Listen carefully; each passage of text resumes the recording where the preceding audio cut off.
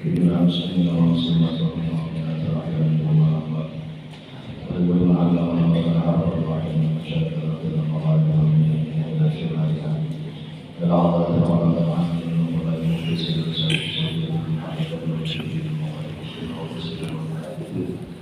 خصوصا تعالى الشيخ محمد نووي البنتين وصله وفرح وذريته وأدبته اللهم انفعنا بعلم في الدار المتحد أمرنا بالحكمة والمعرفة والعلم السلام وكل خير في الدين والدنيا والآخرة بسم الفاتحة وكرامة الفاتحة شاء الله ولهم الفاتحة أعوذ بالله من الشيطان الرجيم بسم الله الرحمن الرحيم الحمد لله رب العالمين الرحمن الرحيم مالك يوم الدين إياك نعبد وإياك نستعين اهدنا الصراط المستقيم صراط الذين أنعمت عليهم غير المغضوب عليهم ولا الضالين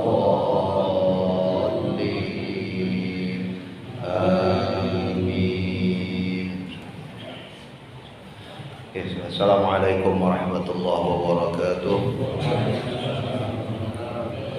Bismillah, alhamdulillah, wassalatu wassalamu ala rasulillah sayyidina Muhammad ibn Abdillah wa ala alihi wa sahbihi wa wala.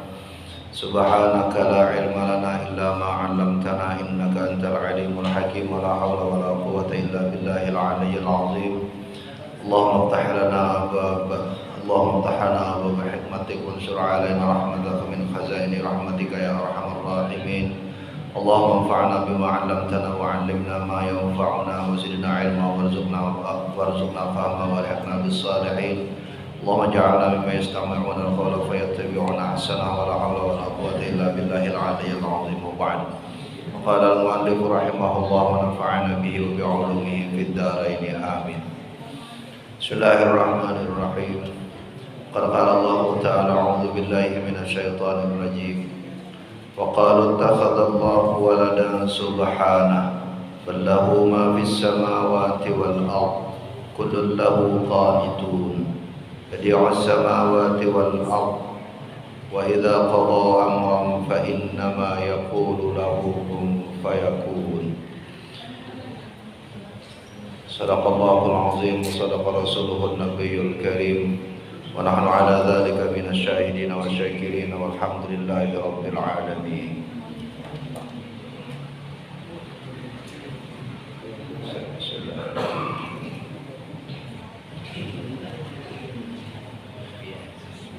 Oke, 115 kita cari nomor ayatnya. Ya hadratal mukarramin wal muhtaramin, para alim, para yai, para ustaz, para guru-guru agama, para sepuh bini sepuh, ibu bapak jemaah sekalian, mugi-mugi kita semua senantiasa dirahmati dan dimuliakan Allah Subhanahu wa taala. Alhamdulillah, puji syukur kehadirat Allah Subhanahu wa taala. Tiada henti dan tiada bosan, di setiap kesempatan kita senantiasa ingatkan. Mugi-mugi Allah Subhanahu wa taala dengan sabab syukur ini anugerahkan kepada kita nikmat yang melimpah, yang penuh berkah, yang meringankan beban kita di dunia, meringankan pertanyaan kita di hari akhir, memudahkan hisab kita di hadapan Allah Subhanahu wa taala, meringankan kita dalam taat kepada Allah Subhanahu wa taala, dan jadi sabab bagi kita semuanya di hari akhir berkumpul di surganya Allah Subhanahu wa taala. Amin ya rabbal alamin. Ya, salawat dan salam kita haturkan kepada junjungan kita Nabiullah Sayyidina Muhammad sallallahu alaihi wasallam. Mudah-mudahan Allah Subhanahu wa taala anugerahkan kita syafaat beliau di hari akhir. Amin ya rabbal alamin. Bismillahirrahmanirrahim. Sekarang kita melanjutkan ayat 116. Itu cek nomor ayatnya tadi. Ayat 116 surah Al-Baqarah. Di sebelumnya Allah Subhanahu wa taala kan kemarin menceritakan tentang kiblat, perpindahan kiblat. Fa aynama tuwallu fa thamma wajhullah. Innallaha wasi'un 'alim. Jalallah di ayat sebelum. Jadi ketika Allah pindahkan kiblat, kemanapun kita menghadap wajah Allah, fasamma wajhullah, kita sebenarnya menghadap kiblat kepada Allah Subhanahu wa taala. Lalu Allah tutup pernyataan itu kemarin dengan innallaha wasi'un alim. Wasi'un alim itu maknanya Allah Subhanahu wa taala itu, ujar Imam Nawawi, wasi'un bi rahmatihi yuridu at-tawsi'atu 'ala ibadihi. Allah Subhanahu wa taala maha luas rahmatnya, dan dengan keluasan rahmatnya itu Allah ingin memberikan keluasan nikmat kepada hamba-hambanya. Jadi Allah beri kita keluasan dengan kasih sayang Allah. Allah juga alim. Ketika Allah perintahkan memindahkan kiblat, Allah perintahkan sesuatu, Allah itu wasi'un, maha luas rahmatnya, alim. Alim atas apa? Allah alim mengetahui bimasalihihim wa a'malihim fil amakin kulliha. Jadi Allah maha tahu dengan apa yang baik bagi hambanya, wa bi'amalihim fil amakin kulliha, dan Allah juga maha mengetahui dengan apapun yang manusia lakukan dimanapun juga. Ujar Imam Nawawi, kalau begitu idza ay anna Allah ta'ala arada tahwil al-mu'minina an istiqbali baitil muqaddas ila al-Ka'bah wa bayyana ta'ala al-masyriq wal maghrib wa jami'a jihat mamlukatan lahu ta'ala. Jadi ketika Allah perintahkan memindahkan kiblat, ujar beliau, kemanapun kita menghadap itu semua ada dalam kekuasaan Allah. Atau apakah barat, apakah timur, apakah utara, apakah selatan, arah yang kita hadap itu semua ada dalam kekuasaannya Allah Subhanahu wa ta'ala. Bukan berarti ketika kita menghadap ke barat, yang timur itu berarti tidak dalam kekuasaan Allah. Semua ada dalam kekuasaan Allah Subhanahu wa ta'ala. Nah, lalu kemudian apa yang terjadi? Sesudah disampaikan tentang kekuasaan Allah ini, jadi Allah sampaikan kuasanya. Apa yang dikatakan oleh mereka-mereka ini tadi, mereka orang Yahudi sebelumnya, orang-orang Yahudi tadi, ujar mereka, waqalu, berkatalah mereka, ittakhadallahu ay sana'a waladan. Allah Subhanahu wa ta'ala mempunyai anak, mengambil anak. Jadi sesudah mereka protes dulu tentang perkara kiblat, sekarang mereka protes lagi, mengada-adakan cerita Allah Ta'ala itu punya anak, kata mereka. Jadi urusan kiblat sudah dibantah, kan sudah dibantah ya urusan kiblat. Mereka mau menentang, sudah dibantah urusan kiblat, keluar lagi perkara yang lain, mengatakan memang kelakuannya.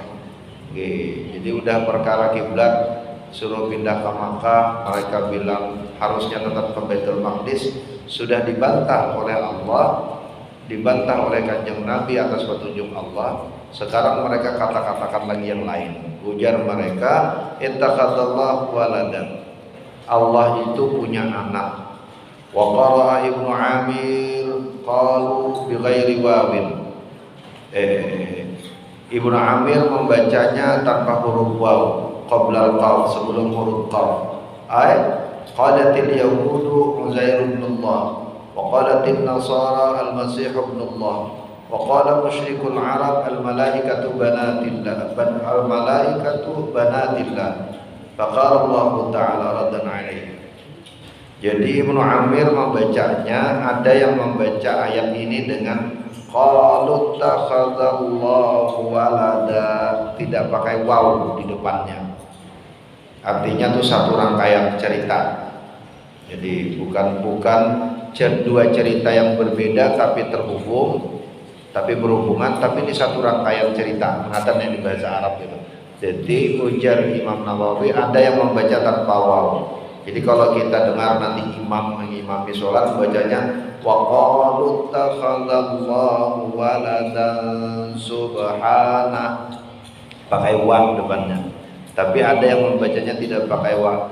Qalu takhadzallahu waladan subhanah bahasa. Nah, itu sama dengan apa? Qalatil yahudu Uzair ibnullah.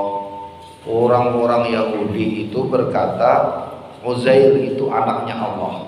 Kemarin sudah kita cerita Uzair. Uzair kisih pas sampainya kemarin yang cerita tentang sapi, tentang anak sapi gitu. Anak sapi yang diolah dia dari tanah, sesampainya menyeberang ketika dikejar oleh Fir'aun. Sampai di seberang, Musa pergi selama 40 hari, Uzair lalu kemudian mencari gawe perkara. Karena Uzair bisa, menurut mereka punya kesaktian, mereka sebut Uzair itu anaknya Allah. Ujar orang Yahudi. Wa qalatin nasara al-masih ibnullah. Orang-orang Nasrani menyebut al-masih ibnullah. yakni Isa maksudnya. Isa anak Allah. Jadi sama-samanya bilang Allah itu punya anak, tapi siapa anaknya ternyata beda. Orang Yahudi beda, orang Nasrani beda, padahal sama-sama bilang Allah punya anak, tapi tidak sepakat tentang ternyata mereka yang anak itu yang mana. Lain lagi, wa qala al-musyrikul Arab, berkatalah orang-orang musyrikul Arab, orang-orang musyrik di Arab di Makkah saat itu, al-malaikatu banatillah. Ujar mereka, malaikat-malaikat itu adalah anak-anak perempuan Allah. Anak perempuan Allah. Makanya kan kemarin depan jenengan tasih kelingan, buatan ya kita pun, tapi kalau sempat singgung walaupun kita pada saat turunnya surah Al-Ikhlas, sebagian ulama menafsiri, ujar sebagian ulama, sabab nuzul dari surah Al-Ikhlas niku buatan Yahudi, buatan Nasrani. Walaupun ada yang katakan itu Yahudi dan Nasrani. Sabab nuzul surah Al-Ikhlas itu adalah orang-orang musyrik Makkah. Orang-orang musyrik Makkah niki kan tiap waktu didakwahi oleh Nabi. Ujar Nabi, sembahlah Allah yang Esa, sembahlah Allah yang Esa. Terus Nabi gak bosan-bosan, capek rupanya mereka. Mereka capek digitin terus sama Rasulullah. Berhala-berhalanya diingatkan Nabi. Lalu datang mereka kepada Rasulullah. Sif lana rabbaka ya Muhammad. Tolong sifati kepada kami Tuhanmu itu sebenarnya seperti apa ya Muhammad. Karena mereka capek, Muhammad ini gak berhenti-berhenti bilang sudah Allah itu Esa, Allah itu Esa, Allah itu Ahad, kata Nabi, Allah itu satu. Jangan lagi engkau menyembah berhala-berhalamu, tarakul asnam, tinggalkan, utrukul asnam, tinggalkan itu apa berhala-berhalamu dari sesembahan. Terus Nabi ngomong begitu, akhirnya mereka lalu kemudian nantangi kanjeng Nabi, ya Muhammad, sif lana rabbaka. Tolong sifati kepada kami, gambarkan kepada kami seperti apa sifat-sifat Tuhanmu itu. Lalu Allah Subhanahu wa Ta'ala membekali kanjeng Nabi dari pertanyaan orang-orang musyrik Makkah ini dengan turunnya surah Al-Ikhlas. Lalu turun surah Al-Ikhlas. Ujar Allah kepada Nabi, qul ya Muhammad, katakan wahai Muhammad kepada mereka, qul huwallahu ahad. Dia Allah itu satu, tidak banyak seperti berhala-berhala engkau. Allahus samad. Allah itu as-samadu. Dalam bahasa Indonesia sering kita terjemahkan dengan tempat bergantung segala sesuatu. Dalam bahasa Arab as-samadu itu juga diartikan dengan turfa'u kullu hajatin. Setiap hajat kemauan kita itu akan kembali kepada Dia. Ya makanya di bahasa Indonesia disebut dengan tempat bergantung segala sesuatu. Jadi maksudnya segala hajat kita itu kembali kepada Allah sebagai tempat kita meminta agar hajat itu dikabulkan. Allahus samad. Jadi Allah itu tempat kita meminta segala sesuatu, bukan berhala-berhala engkau. Engkau meminta sesuatu kepada berhala itu, wahai orang musyrik Makkah, padahal sebenarnya berhala itu yang membutuhkan engkau. Seakan engkau membutuhkan dia, berdoa kepadanya. Padahal berhalanya tidak bisa ngapa-ngapain. Malah berhala itu yang membutuhkan engkau. Kalau tidak engkau pelihara, itu berhalanya berjamur. Tidak bisa kinclong. Itu berhala kinclong karena engkau bersih-bersihkan. Itu berhala harum karena engkau kasih parfum. Bagaimana bisa engkau lalu kemudian menjadikan berhala itu sebagai as-samad, sebagai tempat bergantung? Wong dia saja bergantung kepada engkau. Allahus samad. Lalu yang ketiga, ujar Allah, lam yalid wa lam yulad. Tidak beranak, tidak pula diperanakkan. Wa fi riwayatin, mereka sebut orang berhala-berhala ini orang kufar Quraisy ini katakan, berhala yang besar itu bapaknya, yang kecil-kecil itu anaknya. Tapi riwayat lain katakan lam yalid wa lam yulad itu karena mereka meyakini berhala-berhala kami ini memang hanya batu, tapi dia perantara untuk sampai kepada Allah.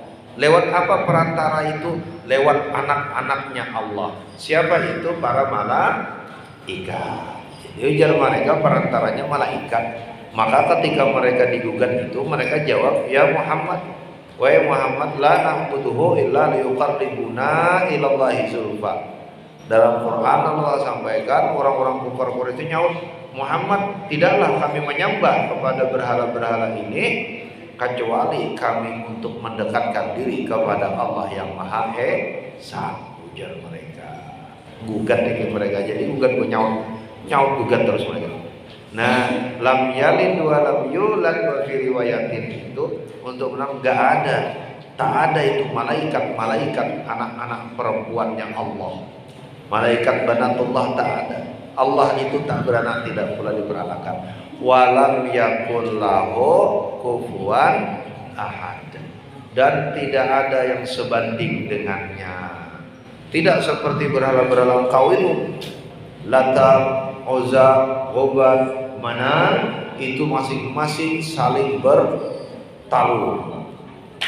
Jadi saling, padahal sebenarnya yang bertalur buatan berhalanya, tapi tuannya, si pemilik berhalanya ini dikinclongin, digantungin macam-macam. Jadi bukan berhalanya. Nah, sementara Allah itu tak ada yang bisa dipertandingkan, tak ada yang bisa dipersaingkan, tak ada yang setara dengannya. Walam yakul lahu kufuwan ahad. Kufu itu setara. Tidak ada yang bisa setara dengannya. Enggak kayak berhala-berhala. Si iki lu hebat dari ini, si iki lu hebat dari ini. Bertarung. Nah, gitu loh. Wa qala takhadallahu waladan. Lalu kemudian qala Allah Ta'ala raddan alaihi. Lalu Allah Ta'ala berfirman, menyaut atau menentang, membalas, menolak klaim ini tadi, menolak pernyataan mereka bahwa Allah punya anak. Subhanahu, maha suci dia, maha suci Allah. Wa hiya kalimatun tanzihun yunazzihu Allah Ta'ala biha nafsahu amma qalu. Itu adalah kalimat yang mensucikan, di mana Allah mensucikan dirinya sendiri dari apa-apa yang mereka katakan. Jadi Jadi subhanah itu kita udah sering gitu. Subhanallah, subhanahu sama niku maknanya maha suci. Maha suci itu artinya maha suci dari segala nuqsan, dari segala kekurangan. Jadi Allah tak punya kekurangan, tak punya. Makanya kalau lihat sesuatu yang istimewa kan subhanallah gitu. Nek lihat indah sekali subhanallah. Pokoknya nek lihat ciptaan Allah yang luar biasa subhanallah. Untuk bilang apa? Oh maha suci Allah dari segala kekurangan. Nanti ketemu kita ayat favorit Kanjeng Nabi, surah favorit Kanjeng Nabi yang hampir tiap minggu pasti dibaca Nabi dalam sholat adalah surah Al-A'la. Surah Al-A'la itu istimewa. Kenapa? Karena di depannya ada tasbih, tapi bentuknya fi'il amar, perintah. Sabbih, isma rabbika. Kalau kita baca jadi sabbihis ma rabbikal a'la. Sabbih itu artinya perintah, sucikanlah, ujar Allah. Sucikanlah. Apa yang disucikan? Isma rabbikal a'la. Nama Tuhan engkau yang maha tinggi. Nama Tuhan engkau yang maha tinggi. Nah itu perintah. Makanya Nabi sangat mencintai surah ini. Kenapa nanti kapan-kapan kita cari lagi tentang Al-A'la. Nah Nabi mencintai surah ini saking mencintainya. Ujar sejumlah riwayat, Nabi di hari Jumat pasti selalu membaca surah ini. Maka mengenallah kita imam Jumat itu sunnah di rakaat pertama membaca Al-A'la, rakaat kedua membaca Al-Ghasyiyah. Ngaten nggih. Jadi kita kebiasaan itu di kampung-kampung orang para alim, para yai iku nek ngimami salat Jumat, rakaat pertamanya Al-A'la, rakaat keduanya Al-Ghasyiyah. Kenapa itu surah favorit Nabi? Karena isinya mentasbihkan. Jadi seminggu sekali itu kayak mengingatkan, bertasbih, mensucikan Allah Subhanahu wa taala, karena ini perintah. Nah, kalau dikira sedikit. Nah, susunan surah ini mengajarkan kita dua perkara. Perkara pertama, nah ini biasanya imam nih, imam di masjid, imam dimanapun panjenengan, dengan kebiasaan Nabi ini, maka para ulama lalu kemudian mengajarkan sunnat nek imam niku nek dadi imam nek maca surah niku berurutan sesuai urutan mushaf. Jadi yang mana duluan didahulukan, mana yang belakangan dibelakangkan. Seperti urutan Al-A'la dan Sabbihis niki tadi. Dan Al-Ghasyiyah. Sabbihis Al-Ghasyiyah itu Sabbihis Al-A'la dulu, sesudah Al-A'la baru Al-Ghasyiyah. Nah, itu Al-Ghasyiyah. Jadi didahulukan, sunat niku mendahulukan. Nek imam kita jangan aman di sini. Kenapa? Karena imam kita hafal Quran kan urut dari awal sampai akhir. Biasanya nek di rumah yang pendek-pendek itu sing kita ke bolak-balik. Karena buru-buru rakaat pertama maca Al-Ikhlas, rakaat kedua baca Inna A'tayna. Nah, aku kewalik. Kenapa? Karena duluan Inna A'tayna daripada Al-Ikhlas. Makanya para ulama biasanya nek mau buru-buru pendek mocone Al-Kafirun kali Al-Ikhlas. Kenapa? Urutannya pas, walaupun keselak. Jadi boleh saja keselak, tapi yang penting urutannya mboten kewalik gitu. Tetapi itu afdoliyah dalam sunnah, keutamaan. Dia kalaupun tidak begitu tidak membatalkan. Misal panjenengan rakaat pertama An-Nas habis nih kok, An-Nas itu udah paling ujung, nggak ada lagi surah sesudahnya. Berarti mau tidak mau rakaat kedua kan surah liyane sing sebelumnya yang boten napa-napa. Salat panjenengan boten batal. Iki yo aku wah kayak ingat kata Pak Ustaz, urutannya urutan mushaf. Wah iki wis ora ono surah lagi, entek kan sudah surah terakhir. Akhirnya yo orang maca napa-napa ben ya boten maca mawon boten napa-napa. Maca Al-Ikhlas iki sing penting jangan baca Al-Baqarah kesuwen. Tapi nek macane Al-Baqarah to yo pendek Al-Baqarah. Gue cerita guyonan serius niku teman kula dulu nih zaman aliyah. Iku nek biasanya nek di imamin sholat mergo dia hafal Quran. Jadi nek imamin sholat itu surahnya dawa-dawa. Nganget.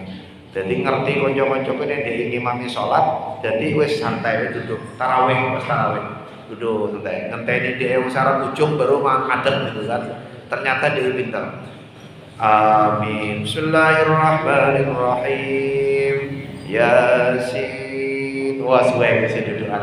Allahu Akbar. Jadi tidak dia langsung kabar Yasin langsung itidal gitu. Dan tidak yang ketinggalan semua ke makmum ini insyaallah. Buat apa? Akhirnya sing makmum nesu, sing imam ketawa. Batal kabeh. Sing imam seneng banget iso ngerjain makmum gitu. Itu nek zaman cah-cah nom iki masyaallah. Kira 30-40 tahun yang enggak 35 tahun yang lalu. Ya Allah. Masyaallah, moga-moga diberi panjang umur taubat amin. Teman-teman sing biar gue sih boleh kabeh sih taubat pun dadi kiai-kiai gede teman-teman gue. Allahumma shalli ala sayyidina Muhammad. Nah, Tetapi itu satu afdaliyah yang pertama. Jadi nek sholat niku apakah sendirian, apakah jamaah, sunat bermakna afdaliyah mengikut urutan surah dalam Al-Quran. Maksudnya mana yang terdahulu didahulukan, mana yang belakang dibelakangkan. Yang kedua, Nabi juga membiasakan pada rakaat pertama membaca surah di rakaat pertama lebih pendek daripada surah rakaat yang kedua. Makanya Nabi tidak baca inna a'tayna di pertama, yang kedua Al-Ikhlas. Kenapa? Al-Ikhlas lebih panjang. Tapi membacalah Nabi surah Al-Kafirun. Nah, tetapi itu tuh afdaliyahnya. Jadi monggo ge. Jadi ini rakaat pertama, nek imamnya hafiz gampang nih ngukurnya. Gampang, rakaat pertama sehalaman, rakaat kedua setengah halaman sudah selesai nih kok.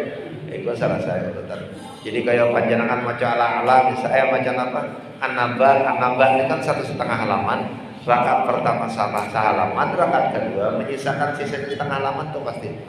Tetapi, ada tetapinya nih. Ada pengecualian. Yang pengecualiannya di mana? Di Al-A'la ini tadi lagi.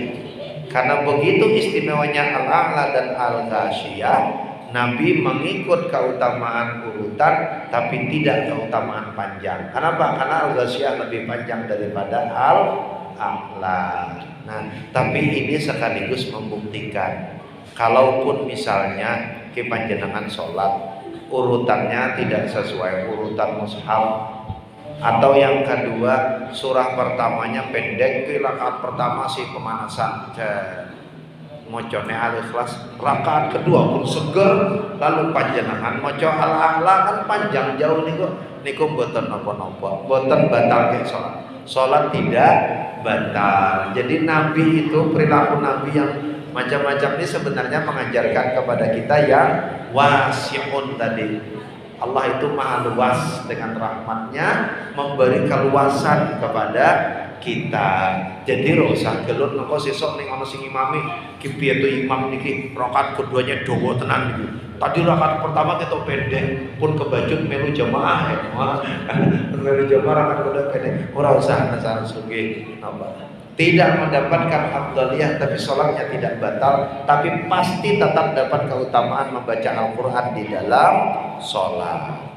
Karena di antara tempat paling utama ujar Nabi membaca Quran itu adalah membaca Quran di dalam sholat. Makanya apik nek wong hafal Quran iso macane di dalam sholat. Itu sebab kenapa sebagian ulama yang tidak punya hafalan panjang, mereka malah mengajarkan bolehlah orang mengulang-ulang surah yang sama di dalam satu rakaat. Panjenengan misalnya hafalannya mboten panjang, tapi sholat malam pengen berlama-lama berdiri, merasakan kenikmatan berdiri di dalam sholat, tapi hafalan surahnya limited edition. Ya kan mau maca sithik 1 menit rampung. Lah kapiye padahal arep ngadeg 5 menit. Oke, mboten napa-napa, panjenengan ulangi lagi surahnya. Sing penting nek iso surahnya mboten acak.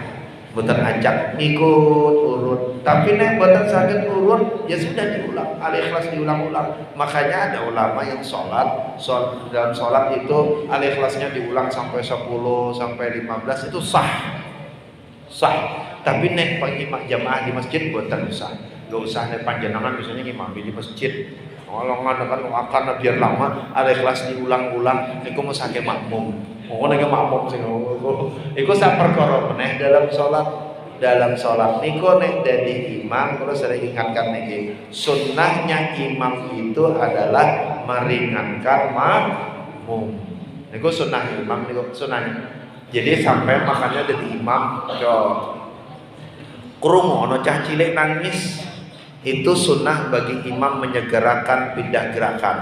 Misalnya lagi maca surah, krungu nek ana bayi nangis di belakang, maka dia sunnah menyegerakan i'tidal, memperpendek terus itunya menggerakkannya. Agar apa? Agar jangan sampai. Jadi bukan karena suara bayi itu mengganggu, boten. Tapi kasihan si bayi dan si orang tua. Niku alasannya.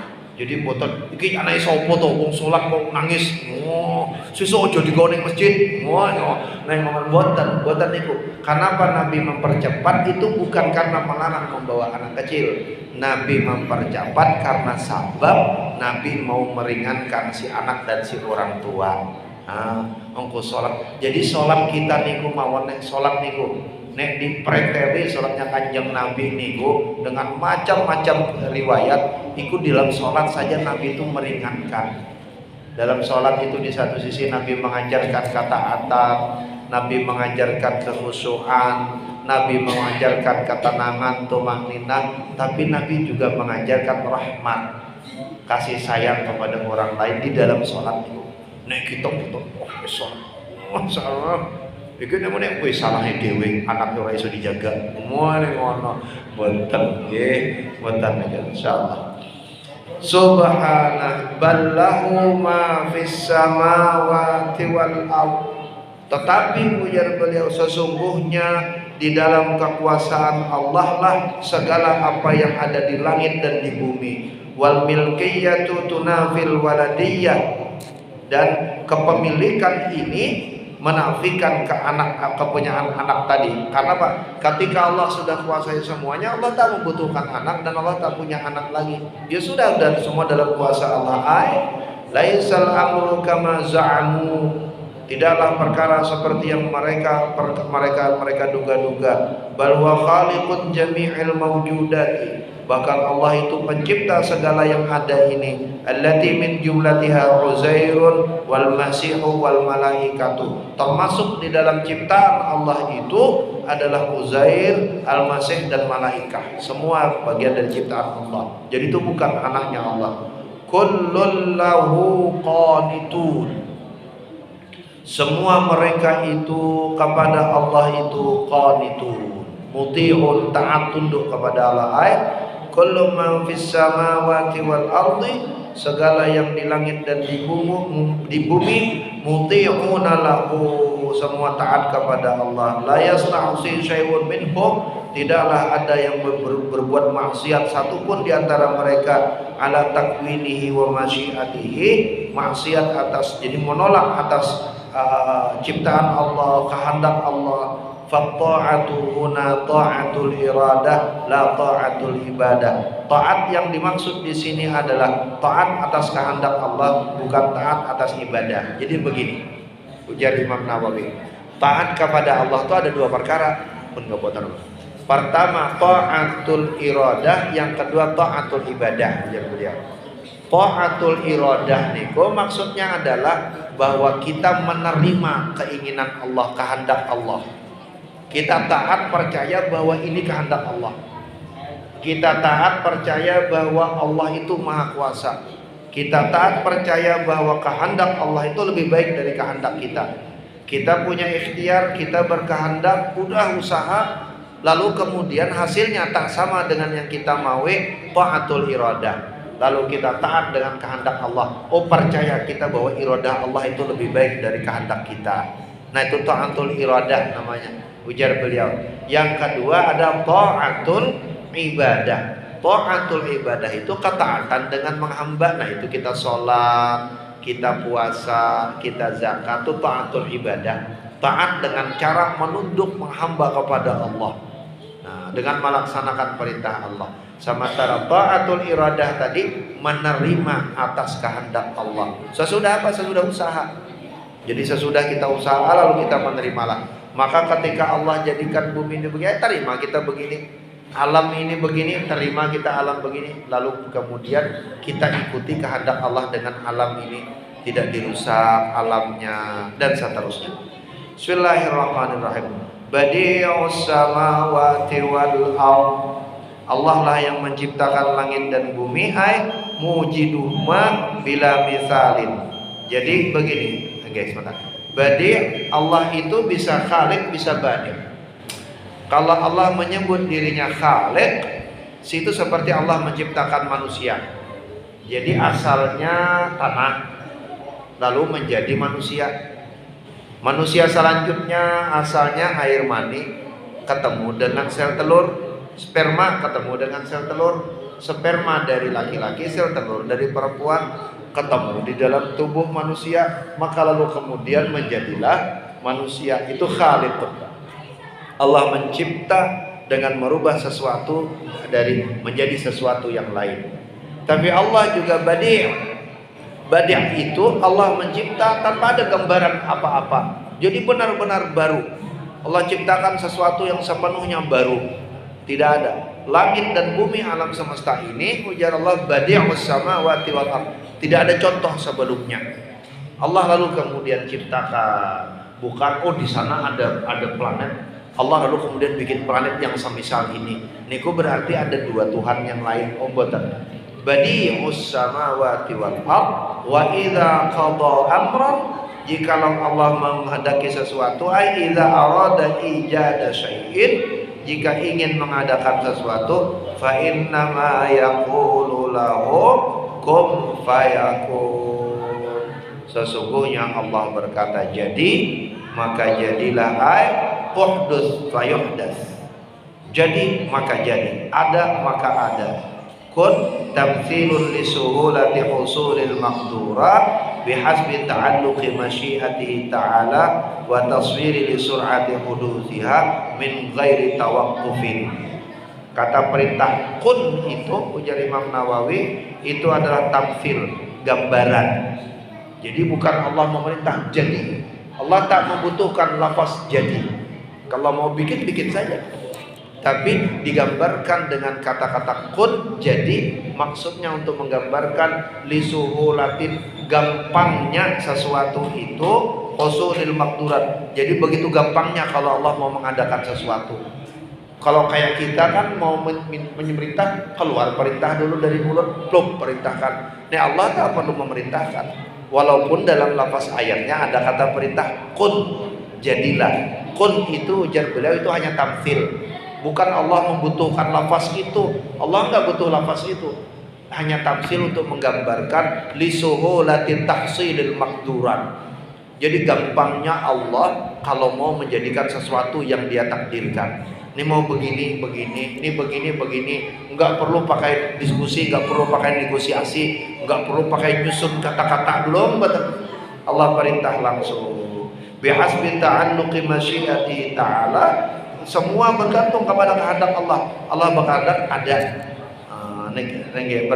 Wa taswiri li sur'ati hudutsiha, atau menggambarkan cepatnya kejadiannya, min khairi tawaqqufin, tanpa ada berhenti. Jadi kalau Allah berkehendak seketika ada. Kalau Allah berkehendak tanpa perlu ada jeda. Nek kita mau pasti siap. Nah itu yang dimaksud dengan kun fayakun, ujar beliau. Jadi itu kun fayakun menggambarkan begitu besarnya kuasa Allah terhadap kuasa itu, maka taatlah kita kepada iradahnya Allah Subhanahu wa ta'ala. Nah, taat kepada iradah Allah itu tidak bermakna orang lalu kemudian pasrah. Ujar beliau, taat kepada iradah Allah maknanya manusia boleh berusaha, manusia boleh mempersiapkan, manusia boleh punya kemauan, lalu berusaha mencapai kemauannya. Ketika yang didapat itu sama dengan kemauannya, dia percaya itu jadi karena iradahnya Allah, bukan karena kuasanya dia. Tapi ketika berbeda dengan kemauannya, dia juga percaya bahwa iradahnya Allah itu lebih baik daripada kemauan dia. Jadi berhasil dia tak jumawa, gagal dia tak putus asa. Niku yang dimaksud dengan taat atas iradahnya Allah, taat kepada kehendak Allah. Wallahu a'lam bissawab. Salah khilaf mohon maaf. Mugi-mugi manfaat barokah buat kita semuanya. Nyon samudra pangapunten. Tadi kalau moksa saya agar bisa berangkat, karena kalau saya kepikiran minggu depan saya ngaji buat puasa kan, makanya kalau ini buatan ngaji minggu ini buatan nutup nggih. Jadi niki sekalian kita nutup pengajian tahun ini nggih. Kok nek panjang umur sehat panjenengan tesih saged apa tesih mau ngaji yuk kita ngaji malih bar poso nggih. Niki sekalian kita nutup ngaji kita Jadi ini ngaji kita berapa tahun nih? Setahun, 2 tahun. Sampai Al-Baqarah ayat 117. Alhamdulillah. Sebagaimana kula sampaikan, kita ngaji buatan lari-lari nggih, buatan kenceng-kenceng kudu khatam. Mungkin bismillah kita niatkan setiap jangkal ayat yang kita baca. Bisa jadi kita tidak mengingat ayatnya. Syukur-syukur panjenengan hafal. Kula nggih alhamdulillah ngapunten nggih. Kula sambil ngaji ini kan sayat 2 ayat. Jadi kula kelingan ayatnya. Nek kula kelingan ceritanya tuh ya gampang ingat ayatnya karena kelingan ceritanya. Kelingan ceritanya. Tapi berarti kita ngaji sedikit-sedikit. Tapi yang terpenting adalah pertama kita memahami maknanya dari apa yang disampaikan para ulama. Kita tidak menggantungkan ilmunya kepada ilmu kita sendiri, menggantungkanlah kita kepada pelajaran-pelajaran orang-orang terdahulu yang lebih alim. Pada saat yang sama yang kedua, kita berusaha mencari di mana titik, di mana poin, di mana celah kita bisa mengambil pelajaran dari ayat itu untuk kehidupan kita. Kehidupan kita itu baik melakukan sesuatu dalam kehidupan bermasyarakat atau sebatas untuk membersihkan hati, membersihkan niat kita masing-masing. Mudah-mudahan niku yang disebut oleh Allah bahwa Al-Quran itu hudal linnas, hudal lil muttaqin. Dia menjadi petunjuk untuk memperbaiki diri kita, menjadi petunjuk kita untuk berinteraksi, bergaul dengan orang lain, menjadi petunjuk kita untuk memperbaiki ketaatan kita kepada Allah Subhanahu wa ta'ala. Kula nyuwun samudra pangapunten yang selama menemani panjenengan mengaji setahunan niki dari Ramadan kemarin yang wonten kekurangan, wonten kesalahan, mohon dibukakan pintu maaf yang sebesar-besarnya. Mugi-mugi panjang umur sehat kita masuk ke dalam Ramadan. Kita masuk dalam Ramadan semuanya dalam keadaan bersih dari dosa kita kepada Allah dengan banyak istighfar, bersih dari kesalahan dengan sesama makhluk, banyak-banyak kita meminta ampun, minta maaf kepada sesama makhluk, suami kepada istri, istri kepada suami, anak kepada orang tua juga kepada anak, guru kepada murid, murid kepada guru, kita kepada tetangga-tetangga kita, saudara-saudara kita. Wabil khusus jikalau orang tua kita masih ada, mohonlah maaf ampun kepada orang tua sebelum Ramadan. Bagi yang sudah meninggal, kita bermohon berdoa kepada Allah, mudah-mudahan Allah ampuni dosa-dosa mereka, Allah terima semua kebaikan mereka yang selama masih hidup, Allah jadikan kubur mereka surga daripada taman-taman surganya Allah Subhanahu wa ta'ala. Dan mudah-mudahan Allah berkahi kita di bulan ini, Allah panjangkan umur kita ketemu Ramadan, Allah rahmati berkahi kita sepanjang Ramadan, berikan kita kemenangan di dalam Ramadan, dan dengan sebabnya Allah jaga kemenangan kita pada hari-hari selanjutnya. Dengan salah kemudahan irada dan takdir Allah, ketemu dengan Ramadan selanjutnya dalam segala kemudahan, dalam ketaatan kepada Allah Subhanahu wa ta'ala. Sekali lagi salah khilaf mohon maaf. Mari kita tutup dengan kirim Fatihah seperti biasa dulu dengan saudara-saudara kita yang sedang ditimpa musibah, saudara-saudara kita yang sakit semoga segera sembuh, yang kesulitan segera diberi kemudahan. Wabil khusus saudara-saudara kita di Gaza dan di mana saja yang sedang ditimpa musibah, mengalami kezaliman, mudah-mudahan Allah jadikan musibah yang mereka terima sebagai pengangkat derajat mereka di sisi Allah. Allah segera angkat beban kesulitan mereka. Allah tahan tangan mereka yang zalim. Allah beri petunjuk kepada mereka yang zalim agar segera bertaubat, taat kepada Allah, memberi kebaikan kepada sesama manusia. Bisirrin Nabi wa alin Nabi. وبسر الفاتحة أعوذ بالله من الشيطان الرجيم بسم الله الرحمن الرحيم الحمد لله رب العالمين الرحمن الرحيم مالك يوم الدين إياك نعبد وإياك نستعين اهدنا الصراط المستقيم صراط الذين أنعمت عليهم غير المغضوب عليهم ولا الضالين آمين تقبل الله منكم منا ومنكم تقبل يا كريم والله أعلم بالصواب. Assalamualaikum warahmatullahi wabarakatuh.